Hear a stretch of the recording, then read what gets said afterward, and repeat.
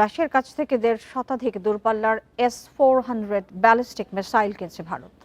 ভারতীয় সংবাদ মাধ্যম হিন্দুস্তান টাইমসের বরাত দিয়ে এই তথ্য জানিয়েছে রুশ টেলিভিশন চ্যানেল RT। সম্প্রতি ভারতের প্রতিরক্ষা মন্ত্রণালয় এক বিবৃতিতে জানিয়েছে, বিভিন্ন সমরাস্ত্র ও যুদ্ধবিমান ক্রয়ের সিদ্ধান্ত চূড়ান্ত করা হয়েছে। এসবের মধ্যে রয়েছে কমব্যাট ক্ষেপণাস্ত্র, বহুমুখী যুদ্ধবিমান রাফাল এবং একটি airship based high altitude pseudo satellite. এসব সামরিক সরঞ্জামের জন্য প্রাথমিক বাজেট ধরা হয়েছে $৩,৯০০ কোটি। প্রতিরক্ষা কর্মকর্তারা জানান, ভারতীয় বিমান বাহিনী মোট ২৮৮টি ক্ষেপণাস্ত্র চেয়ে আবেদন করেছে। এর মধ্যে ১২০টি স্বল্প পাল্লার পান্তশীল এবং ১৬৮টি দূরপাল্লার S-400 মিসাইল রয়েছে।